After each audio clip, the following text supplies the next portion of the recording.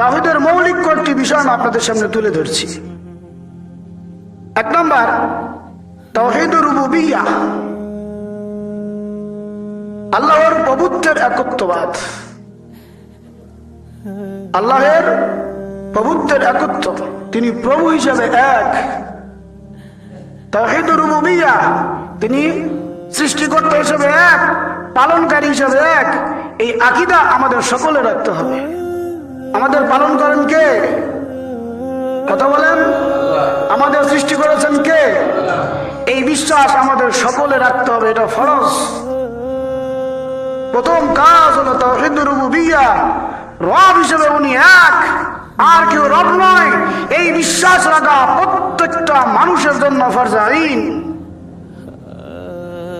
এই মর্মে কুরআনুল কারীমে আল্লাহ পাক ইরশাদ করেন, বিসমিল্লাহির রহমানির রহিম, আল্লাহু খালিকু কুল্লি শাইইন ওয়া হুয়া আলা কুল্লি শাইইন ওয়াকিল। আল্লাহ হলেন প্রত্যেক বস্তুর সৃষ্টিকারী, প্রত্যেক জিনিসের সৃষ্টিকারী এবং প্রত্যেক জিনিসের উপর তত্ত্বাবধানকারী কে? আল্লাহ। আমি যা দেখি, যা দেখি না, আমি যা বুঝি, বুঝি না, সব কিছু সৃষ্টিকারী কে? ওই পাহাড়কেও সৃষ্টিকারী আল্লাহ। ওই সাগরের নিচে ছোট মাছ, সেটাও সৃষ্টিকারী আল্লাহ। সেই জঙ্গলের মধ্যে বড় গাছের মধ্যে ছোট ছোট পাতা, সেই পাতার উপর ছোট্ট পোকা যে বসে থাকে, সেই পোকারও সৃষ্টিকারী কে? আল্লাহ। সব কিছুর সৃষ্টিকারী আল্লাহ। এই আকীদা রাখা ফরজ। স্বয়ং কুরআনুল কারীমের মধ্যে আল্লাহ পাক ইরশাদ করেছেন, এবং এগুলোকে দেখভাল করেন স্বয়ং কে? আল্লাহ। এই বিশ্বাস রাখা প্রত্যেকটা মুমিনের জন্য ফরজ। যদি তার এই বিশ্বাসের ক্ষেত্রে ঘাটতি হয়, সে ঈমান থেকে বের হয়ে যাবে। দুই নম্বর, তাওহীদুল উলুহিয়্যাহ,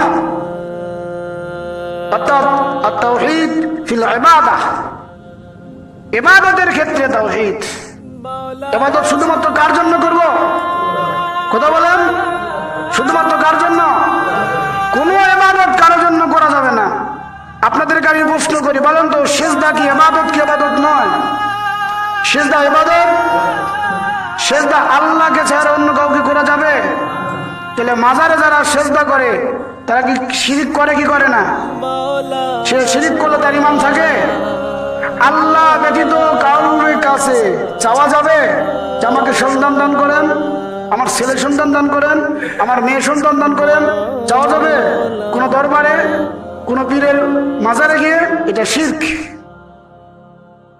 কারণ ইবাদত শুধুমাত্র কার জন্য, আর দেওয়ার ক্ষমতা আছে শুধুমাত্র কার? এই বিশ্বাস আমাদের রাখতে হবে। এই মর্মিত কুরআনুল কারীমে আল্লাহ রাব্বুল আলামিন ইরশাদ করেছেন, ওয়ামা খালাকতুল জিন্না ওয়াল ইনসা ইল্লা লিয়াবুদুন। আল্লাহ রাব্বুল আলামিন বলেন, আমি মানুষ এবং জিন জাতিকে শুধুমাত্র আমার ইবাদত করার জন্য সৃষ্টি করেছি। সুতরাং মানুষ এবং জিন শুধুমাত্র কার ইবাদত করতে হবে? আল্লাহ। রুকু আল্লাহর ইবাদত, আল্লাহর জন্য রুকু করতে হবে। সিজদা আল্লাহর ইবাদত, আল্লাহর জন্য সিজদা করতে হবে। তাসবিহাত আল্লাহর ইবাদত, আল্লাহর জন্য তাসবিহাত পড়তে হবে, না বাবার নাম দ্বারা জপলে হবে? কথা বলেন। সুতরাং ইবাদতের ক্ষেত্রে এক আল্লাহর ইবাদত করতে হবে। ইবাদতের মধ্যে অন্য কারো শরীক করা যাবে না। আরেকটা ইবাদত রয়েছে, সেটা হলো তাওহীদুল হুকমিয়্যাহ, হুকুম, আল্লাহর আদেশের একত্ববাদ। অর্থাৎ আল আরদু লিল্লাহ আল হুকমু লিল্লাহ, জমিন কার? সুতরাং ইবাদত কার জন্য হবে? ইবাদত আল্লাহর জন্য হবে। সুতরাং আল্লাহর প্রত্যেকটা আইন অনুযায়ী আমল করে এটা ইবাদত। চুরি করলে চুরির বিধান পালন করা ইবাদত। জিনা করলে জিনার শাস্তি, এটা একটা বিধান, এটাও ইবাদত।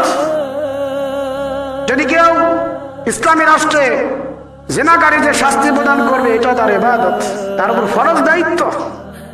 আল্লাহর প্রত্যেকটা বিধানও ইবাদত। সুতরাং সেগুলো ইবাদতের অন্তর্ভুক্ত, সেগুলোর ক্ষেত্রেও আমাদের শরীক করা যাবে না। তৃতীয়ত, তাওহীদুল আসমাই ওয়াস সিফাত, আল্লাহ তাআলার নাম এবং গুণবাচক যে গুণ রয়েছে সেগুলোর ক্ষেত্রেও আল্লাহ একত্ববাদ, আল্লাহ এক, এই বিশ্বাস রাখতে হবে। আল্লাহ পাকের যে নামগুলো আছে, আমি একটা দুইটা বলি, সময় শেষ। আল্লাহ পাকের একটা নাম হলো আলিম। বলেন আল্লাহ পাকের একটা নাম কি? আল্লাহ জ্ঞানী, আল্লাহ জানেন। ওই সাগরের নিচে যে ছোট্ট মাছ, সেই মাছের এলেম কার কাছে রয়েছেন? ওই পাহাড়ে যে পিঁপড়া ঘুরতেছে, সে পিঁপড়ার এলেমও কার কাছে আছেন? কার কাছে আছে? আল্লাহর কাছে। এই বিশ্বাস আমাদের রাখতে হবে। আল্লাহ আরেকটা গুণবাচক নাম হলো আল্লাহ বাসীর, আল্লাহ দেখেন। খুব কালো রাত যদি হয়, সেই রাতে কালো পিঁপড়া যদি থাকে বা কালো গরু যদি থাকে বা কালো যা কিছু থাকুক, সেই কালো জিনিসটাও আমার আল্লাহ দেখতে পান। আল্লাহ সামি, আল্লাহ শ্রবণকারী। ওই পিঁপড়া যে রাস্তাতে হাঁটতেছে, তার পায়ের যে আওয়াজ, সেই আওয়াজটাও আমার আল্লাহ শুনতে পান। এই বিশ্বাস আমাদের রাখতে হবে, এটা ফরজ আইন। এই আকীদা থেকে যদি আমরা বিন্দু মাত্র বিচ্যুতি ঘটায় ফেলি, আমার ঈমান নষ্ট হয়ে যাবে।